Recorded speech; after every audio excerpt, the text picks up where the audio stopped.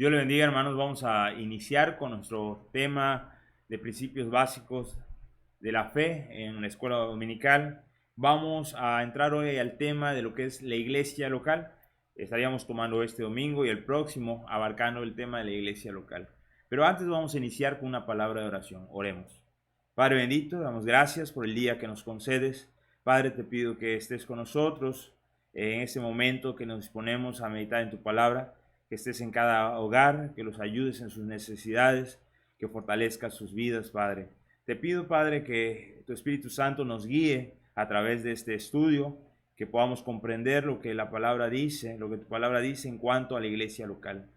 Que tu Espíritu Santo nos dé luz, ilumine nuestro entendimiento. En el nombre de Cristo Jesús. Amén.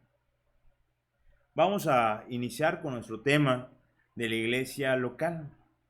Así que para introducirnos al tema, estaremos viendo que Dios ha formado tres instituciones.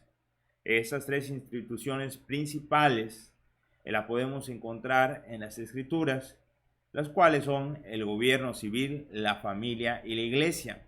Vamos a ver muy por encima lo que es el gobierno civil y la familia y nos concentraremos en la tercera, que es la iglesia local. Podemos ir al libro de Romanos, capítulo 13, verso 3, y leer el verso 3 y el 4 de la siguiente manera. Porque los magistrados no están para infundir temor al que hace el bien, sino al malo. ¿Quieres, pues, no tener la autoridad? Haz lo bueno y tendrás alabanza de ella, porque es servidor de Dios para tu bien. Pero si haces lo malo, teme, porque no en vano lleva la espada, pues es servidor de Dios, vengador para castigar al que hace lo malo. Entonces podemos encontrar, en primer lugar, que esta institución, lo que es el gobierno civil, Dios lo ha puesto y son servidores de Dios, sean buenos, sean malos. Podemos recordar en la historia de Israel al primer rey que tuvo Israel, que es Saúl, el cual al principio se veía muy prometedor, pero podemos ver en el libro de Reyes que al final tuerce su camino. También podemos encontrar a otro rey como David, el cual dice la Biblia que tiene el corazón conforme a la voluntad de Dios. Podemos también ver a un tercer rey que también fue ícono del pueblo de Israel, el cual es hijo de David, Salomón, quien hizo que Israel crezca en gran manera, pero al final, bajo su reino, por haberse desviado de la voluntad de Dios, pues el reino se vio dividido. Así que los reyes son puestos por Dios. Y a veces los reyes malos o los gobernantes malos han sido puestos también para castigar la injusticia del pueblo. Así que si nosotros andamos en el bien, si no hacemos lo malo, dice estos textos, versos 3 y 4, pues no debemos tener temor alguno a las instituciones civiles puestas por Dios. Estas son puestas para mantener un orden. Pero ¿cuál es la responsabilidad nuestra? Porque sabemos que a veces el gobierno puede tomar algunas decisiones que parecieran van en contra de la voluntad de Dios. Bueno, Primera de Timoteo 2:2 nos instruye claramente al respecto. Si usted me acompaña a Primera de Timoteo capítulo 2, verso 2, podemos leer de la siguiente manera.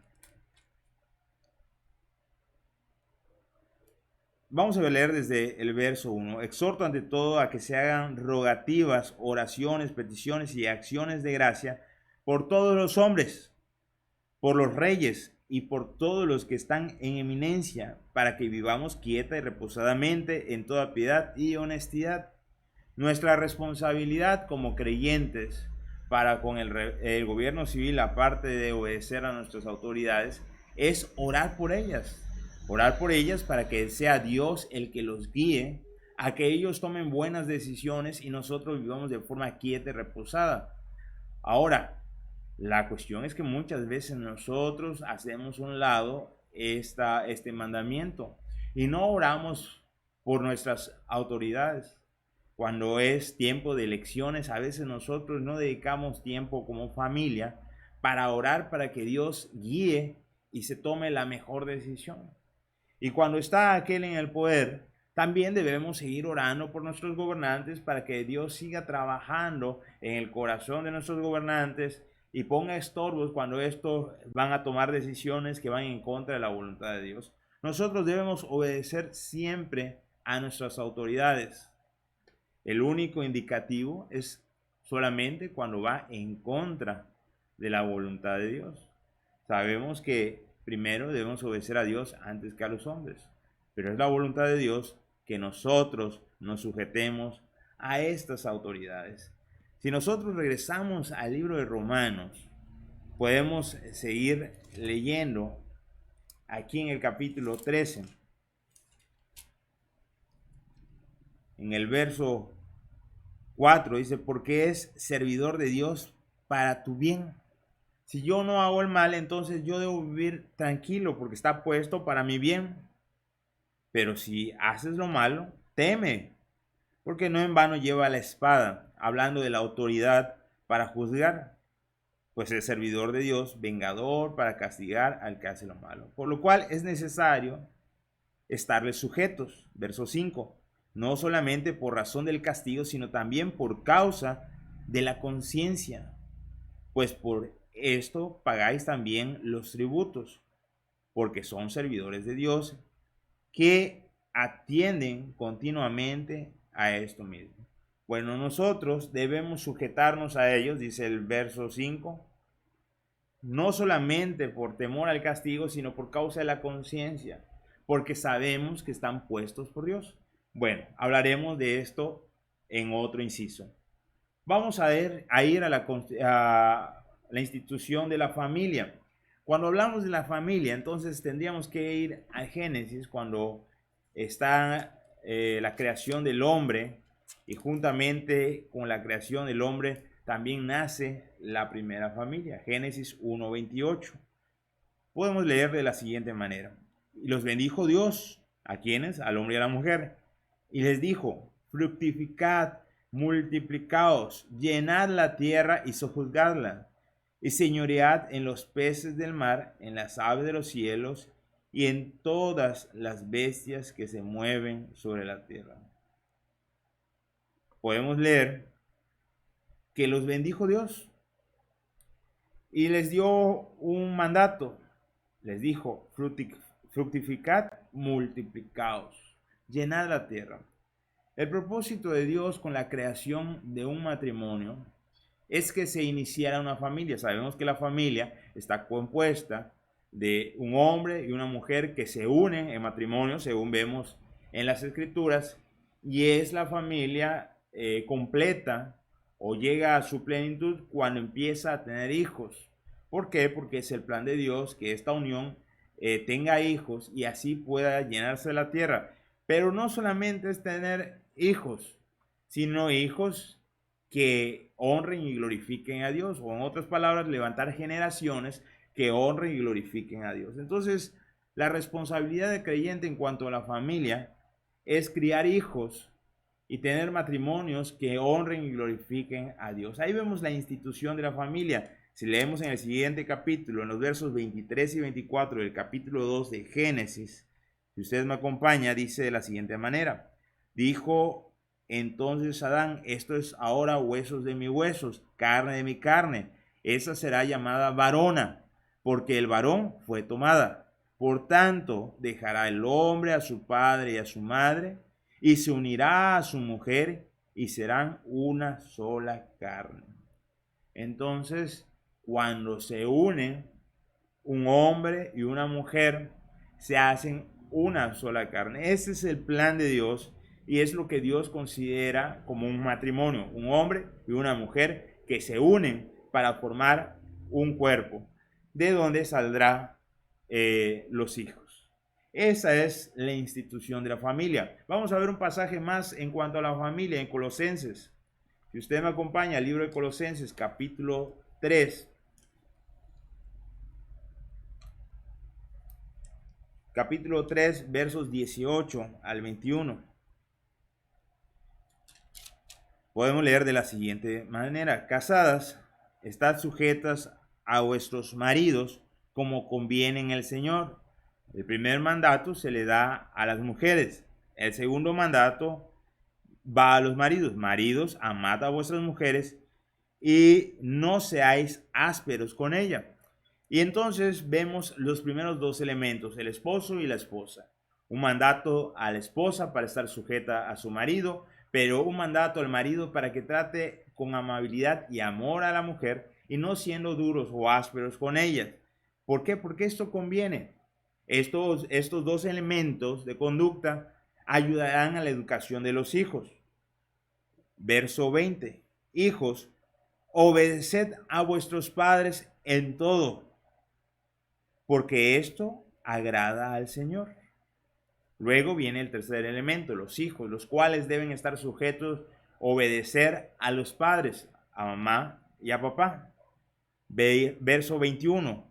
Padres, no exasperéis a vuestros hijos para que no se desalienten. Ahora nosotros, padres, debemos ser prudentes en la forma en que educamos, en la forma en que corregimos, en la disciplina que ejercemos para con nuestros hijos, para que los hijos no se desalienten, no se desanimen o aparten del camino del Señor, sino que al contrario entiendan, comprendan los motivos. Bueno, el tema de la familia se hablará también en otro inciso, pero ahí vemos dos instituciones divinas, y la que vamos a estar abarcando el día de hoy, o nuestro tema, es la iglesia, y en específico la iglesia local. ¿Qué es la iglesia local? Bueno, la iglesia local, cuando hablamos de la iglesia local, no estamos haciendo referencia a los templos. A veces las personas confunden los templos y dicen vamos a la iglesia. El templo no es la iglesia. El templo es el local donde se reúne la iglesia. Cuando hablamos de iglesia tampoco estamos hablando del magisterio, de los maestros, de los que enseñan dentro de la iglesia. Estos son líderes puestos por Dios para servir a la iglesia. ¿Qué es la iglesia local entonces? Cuando hablamos de iglesia local, estamos hablando de un grupo compuesto de creyentes que se han bautizado escrituralmente. Recuerde, la palabra iglesia es tomado de la palabra griega eclesia, que significa llamados fuera, llamados de un punto y puestos en otro en específico, congregados en otro punto en específico, llamados fuera. Cristo nos llamó y por esa forma fuimos salvos, porque Él nos llamó, nosotros creímos en Él, depositamos nuestra fe en Cristo como Salvador personal y nos arrepentimos de nuestros pecados y entonces fuimos salvos. Y nos unimos a la iglesia, según dice las Escrituras, cuando fuimos bautizados. Y entonces formamos parte de una iglesia local. Si nosotros vamos al libro de Mateo, si usted me acompaña a Mateo 18, 17, podemos leer de la siguiente manera. Capítulo 18, verso 17. Si no los oyeres a ellos, dilo a la iglesia. Y si no oye a la iglesia, tenle por gentil y publicano. Vemos que aquí habla de la iglesia como un grupo de personas. No es el local. Entonces, si no escucha a la iglesia hablando si no te escucha a los testigos y a ti, entonces, hablando de la disciplina, se llevaría ante la institución que es la iglesia para juzgar el caso. Ahora, vamos a ver otro pasaje. Primera de Corintios 16, 19. Primera de Corintios, capítulo 16, verso 19. Podemos leer de la siguiente manera. Las iglesias de Asia os saludan. Aquila y Priscila, con la iglesia que está en su casa, os saludan mucho en el Señor. Ahora vemos nuevamente a grupos de personas que están saludándose entre sí o que mandan saludos a las iglesias. Y vemos que esas iglesias tenían un punto de reunión. En este caso estaban en las casas, en la casa de Aquila y Priscila. Hablamos de iglesias. Cuando hablamos de iglesias locales, También podemos ir al libro de Hechos, Hechos 2:41, y leer de la siguiente manera. Así que los que recibieron su palabra fueron bautizados y se añadieron aquel día como 3,000 personas. Recibieron su palabra, hablan de tomar la decisión por Cristo, arrepentirse y tener fe en Cristo. De esa forma fueron salvos. Y en la práctica, las personas eran bautizadas en el momento de haber aceptado a Cristo. Así que creían y eran bautizados. Al ser bautizados, formaban parte de la iglesia. Vemos entonces que la iglesia es un grupo de creyentes bautizados.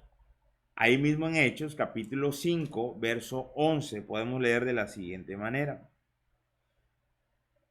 Y vino gran temor sobre toda la iglesia y sobre todos los que oyeron estas cosas. Ahora vemos a la iglesia teniendo sentimientos. Todos estos pasajes nos indican que la iglesia no es el templo. La iglesia es el grupo de creyentes bautizados y que la iglesia es realmente cada uno de nosotros, componentes de la iglesia, somos el templo del Espíritu Santo. Porque Dios no habita en un templo hecho por manos de hombre, como es el templo que conocemos, donde nos reunimos, sino que Dios habita en cada creyente. Es así que nosotros somos el templo y venimos a ser parte de la iglesia local en el momento en que nos bautizamos. Las prácticas con el tiempo han ido cambiando y a veces algunas iglesias esperan un tiempo antes de bautizar a los creyentes. Cada iglesia toma sus propias medidas, cada iglesia establece sus reglas al respecto. Pero en la antigua iglesia o en la iglesia primitiva, los creyentes eran bautizados apenas creían, por eso se añadían a la iglesia. Podemos ver ejemplos de iglesias locales. Usted pudiese ir al libro de Apocalipsis, capítulo 2 y 3, y encontraría diversos ejemplos de iglesia local. Porque decimos que es una iglesia local, ya que está en cierta localidad, puede ser localizable, es una iglesia que es visible y trabaja en una zona en específico. Es por eso decimos que la iglesia, el grupo de creyentes, está en una iglesia local. ¿Por qué? Porque es una zona en específico. Decíamos, en el libro de Apocalipsis encontramos diversos ejemplos en los capítulos 2 y 3. Por mencionar, Efesios, la iglesia de Efesios, Apocalipsis 2:1, la iglesia que estaba en Esmirna, Apocalipsis 2:8, la iglesia que está en Pérgamo, Apocalipsis 2:12, la iglesia de Tiatira, Apocalipsis 2:18, la iglesia de Sardis, Apocalipsis 3:1, la iglesia de Filadelfia, Apocalipsis 3:7 y la Odisea en Apocalipsis 3:14. Ahí podemos encontrar 7 iglesias que estaban en la zona de Asia Menor, 3 iglesias locales que se encontraban en ciudades en específico. Por eso es que hablamos de iglesias locales. Actualmente yo estoy en una iglesia en la ciudad de Campeche. Tengo amigos en la ciudad de Mérida, Yucatán, en la ciudad de Monterrey, que están pastoreando iglesias de su localidad. Esas son las iglesias locales. Ahora, para seguir avanzando en nuestro tema, decíamos que esta es una institución divina, no es una institución humana. A veces la gente dice o pretende enseñar que la iglesia es una institución hecha por hombres. Pero podemos leer en las Escrituras que el Señor Jesucristo dijo: yo estableceré mi iglesia. Es Él el que fundó la iglesia. Por eso Él es el gobernante de la iglesia. Él es el que está gobernando la iglesia. Pero la iglesia debe tener, aparte de la característica de ser creyentes, aparte de la característica de bautizarse para pertenecer a la iglesia local, debe de tener otras características. La Biblia señala que la iglesia es columna y baluarte de la verdad. Esto usted lo encuentra en 1 de Timoteo 3:14. Vamos a dirigirnos a 1 de Timoteo 3:14. dice de la siguiente manera: esto te escribo, aunque tengo la esperanza de ir pronto a verte.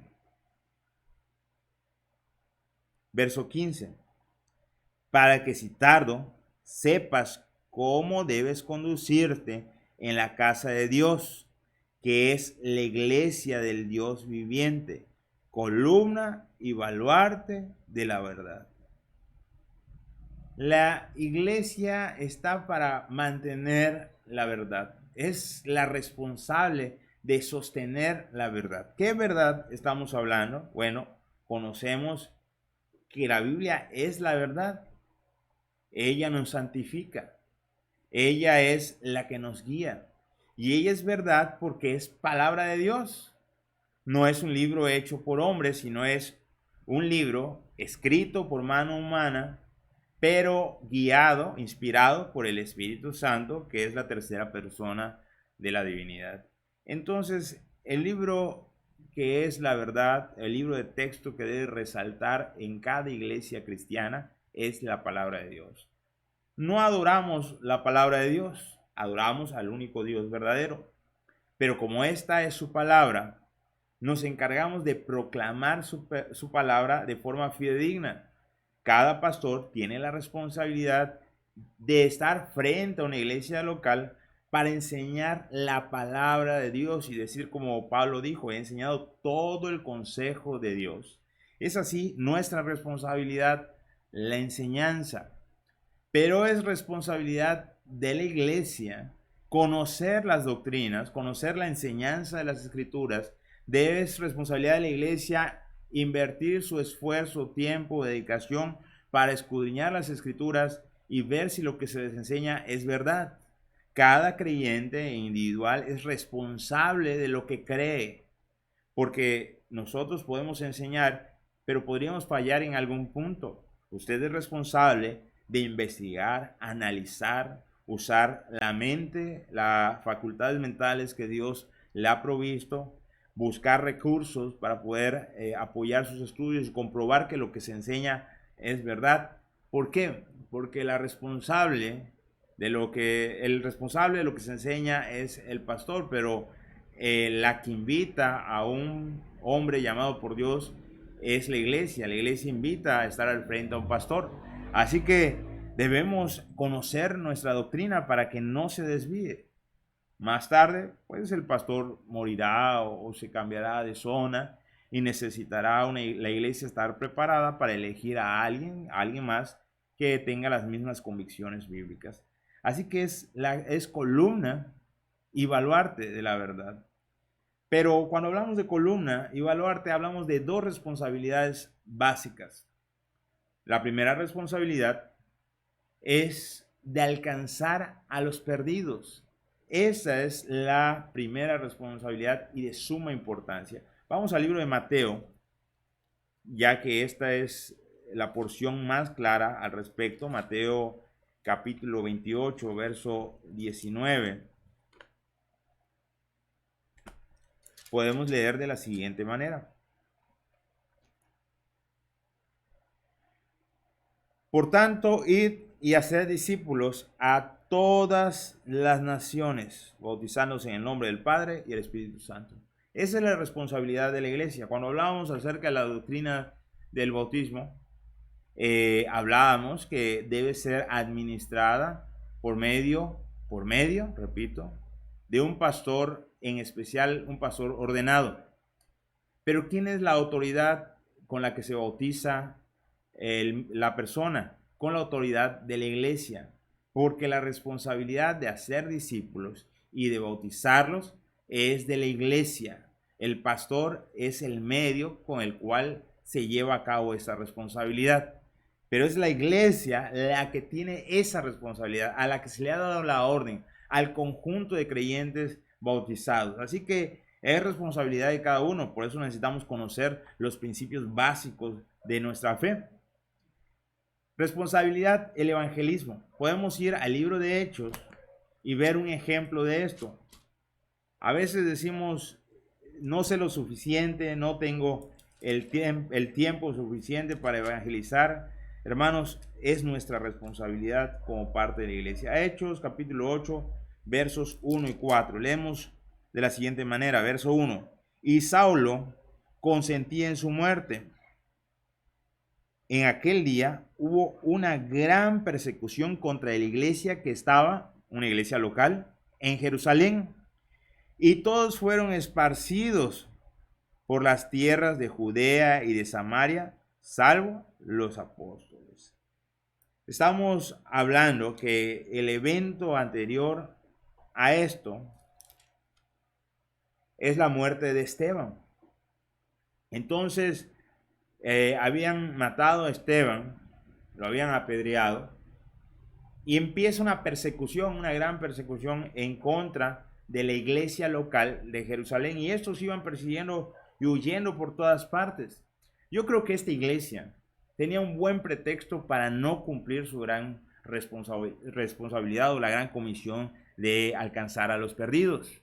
Pero veamos cómo actuó esta iglesia, verso 4. Pero los que fueron esparcidos iban por todas partes anunciando el evangelio. Esta iglesia no cesó su actividad de evangelizar por causa de la persecución, sino que al contrario, intensificó su actividad tanto que alcanzó a aquellos que no eran de Jerusalén, que no eran judíos.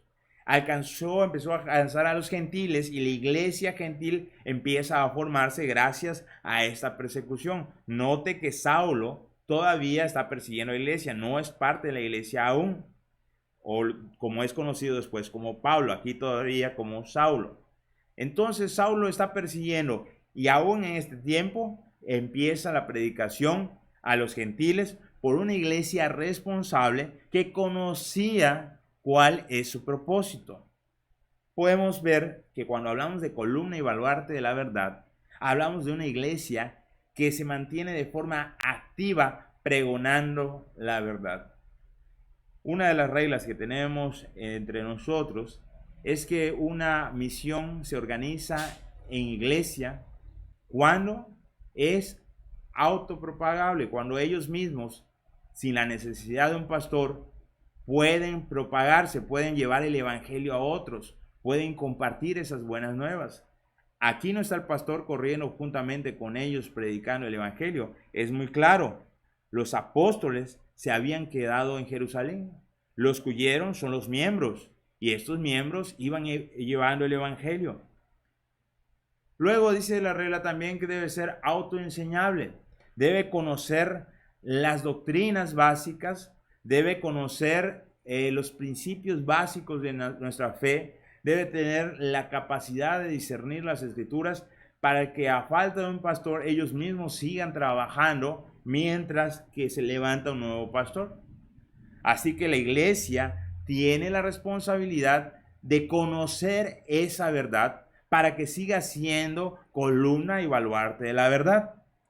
Ese es el trabajo externo de la iglesia, alcanzar a los perdidos. Pero también hay un trabajo interno, perfeccionar a los santos. Vamos al libro de Mateo nuevamente, ya que ahí en la Gran Comisión está contemplado todo. Capítulo 28, ahora en el verso 20.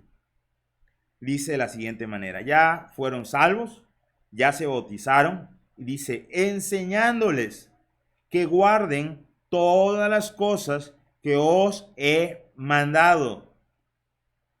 ¿Cuál es la responsabilidad de la iglesia? Enseñar todo lo que el Señor Jesucristo nos ha mandado. En el Evangelio, los 4 primeros libros del Nuevo Testamento, encontramos las buenas nuevas que debemos anunciar a los perdidos, a los que están fuera, el trabajo externo. Luego encontramos el libro de Hechos, el cual nos habla acerca de la historia de los primeros trabajos, de los primeros años de la iglesia local. Pero luego siguen diversas cartas. La carta a los romanos, que es una carta doctrinal. Encontramos diferentes cartas paulinas, algunas cartas de Pedro, algunas cartas del apóstol Juan, y otros escritores. Y en todas ellas encontramos instrucciones para que nuestra vida se vaya perfeccionando. ¿La vida de quién? De los creyentes, de los que son parte de la iglesia. Entonces, la primera parte de la responsabilidad de la iglesia como columna y baluarte de la verdad es alcanzar a los perdidos. Pero la segunda parte es, ya habiéndolos alcanzado, ganados para Cristo, la iglesia debe enseñar a esos perdidos en cuanto a toda la instrucción del Señor Jesucristo.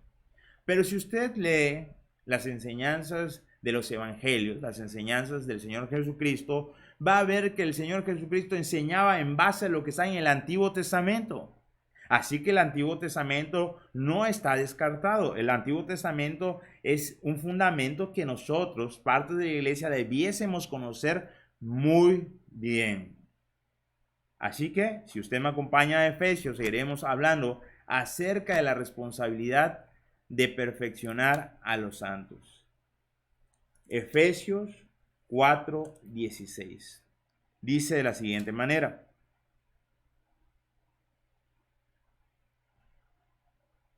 de quien todo el cuerpo, bien concertado y unido entre sí por todas las coyunturas que se ayudan mutuamente según la actividad propia de cada miembro, recibe su crecimiento para ir edificándose en amor. Hermanos, vamos a hablar en la próxima lección, próximo domingo, acerca de la iglesia como cuerpo de Cristo. Pero vamos a tomar ligeramente este verso. Bueno, dice en pocas palabras que nosotros como iglesia trabajamos en conjunto. La iglesia no trabaja separada un miembro de otro, sino cada uno de nosotros tiene un trabajo o una responsabilidad dentro de la iglesia, la cual debe cumplir puntualmente, debe esforzarse en ejercer su autoridad, su responsabilidad. Y entonces, si la iglesia trabaja en conjunto, y ojo, una característica fundamental es que trabajen en amor, porque el amor es la base de todo el trabajo de la iglesia. Si la iglesia no puede amarse unos a otros, entonces lo ha perdido todo, porque ese elemento es lo que identifica que son discípulos de Cristo, y el elemento del amor es importante porque lo identifica como salvo, ya que cuando creyó en Cristo Jesús, el amor de Cristo se derramó en el creyente. Así que trabajar en amor es un elemento indispensable. Y si lo hacemos en conjunto y en el amor, entonces nos vamos edificando mutuamente. El trabajo del pastor es una de las traducciones para el pastor obispo, es sobrevedor, el que ve por encima, el que supervisa la obra. El pastor debe tener la capacidad de poder guiarlos para que puedan trabajar en armonía. Es el que supervisa el trabajo de cada creyente para que entre ellos se vayan ayudando y creciendo. Pero si los miembros no aprenden a trabajar en conjunto y guiados por un líder terrenal, entonces no van a poder edificarse mutuamente. Por eso la responsabilidad del crecimiento de la iglesia no solamente es de un pastor, el cual está puesto para enseñar y guiar, sino que es responsabilidad de todos. Porque la iglesia, según la Biblia, está puesta para edificarse mutuamente. Necesitamos conocer la verdad. Entonces, para poder ser columna y baluarte de la verdad, aparte de los requisitos de ser salvos bautizados, necesitamos pregonar el evangelio. 1. 2. Necesitamos enseñar todas las cosas que Cristo os ha mandado. 3. Necesitamos ayudar a trabajar en amor, en armonía, ayudarnos mutuamente. Vamos a ver un último pasaje ahí en Primera de Pedro, capítulo 2, verso 5. Se puede leer de la siguiente manera: vosotros también, como piedras vivas, sed edificados como casa espiritual y sacerdocio santo, para ofrecer sacrificios espirituales aceptables a Dios por medio de Jesucristo. Note lo que dice el texto. Nosotros somos como piedras vivas. Las piedras que constituyen o que se van formando o se van uniendo para formar un templo. Bueno, nosotros somos esas piedras, las cuales tienen que ir edificándose. pero no como una casa material, dice, sino como una casa espiritual. Pero más que una casa espiritual, también somos sacerdotes. Cada varón en su hogar es un sacerdote que tiene la obligación y responsabilidad de instruir a los suyos. Así que todo el trabajo no solamente se hace en el templo. Lo que se enseña aquí, luego los padres lo deben replicar, enseñar a sus hijos, guiar, vigilar, que anden en las sendas del bien. Ok, seguimos con el texto. Para ofrecer sacrificios, si nosotros no estamos edificándonos, si nosotros no logramos ser una casa espiritual, si nosotros no estamos cumpliendo labor como sacerdotes santos, entonces no podemos o no estamos en la facultad de ofrecer sacrificios espirituales. No estamos capacitados. Por eso las misiones existen. Las misiones empiezan con 2 o 3 creyentes y se van ganando nuevas almas para Cristo, alcanzando nuevas personas, hasta que son un grupo considerable ya de creyentes bautizados y que van conociendo la doctrina. Y cuando estos muestran el conocimiento y muestran la transformación en la vida práctica, aplicación de la doctrina, entonces están capacitados para ser confiados, nombrados una iglesia local, la cual tiene su responsabilidad hacer lo mismo, ir, ganar personas y edificarlas para que sigan siendo columnas y baluartes de la verdad. Así que tenemos que estar preparados para ofrecer sacrificios espirituales que sean aceptables a Dios. Y todo eso se logra por medio de Jesucristo. Así que también habla de la comunión que que la iglesia debe tener con Cristo. Una iglesia que se sujeta a su Señor, el cual no es el pastor, el Señor es Cristo. La iglesia se debe aprender a sujetar a Cristo. Y si la iglesia vive en armonía, sujeta, en obediencia a Cristo, entonces podrá cumplir su tarea y responsabilidad de ser columna y baluarte de la verdad. Es así, hermanos, que en esta primera lección, en cuanto a la iglesia, hemos definido qué es la iglesia. Hemos descubierto que es parte de la institución creada por Dios, de las 3 instituciones puestas por Dios. Hemos aprendido que la iglesia no es el templo, sino que es el conjunto de creyentes bautizados.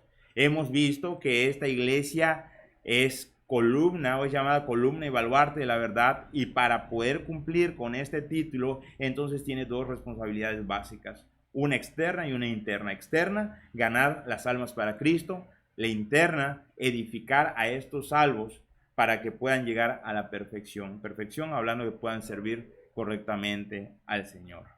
Con esto concluyo esta clase y nos vemos el próximo domingo para continuar el tema de la iglesia. Dios les bendiga.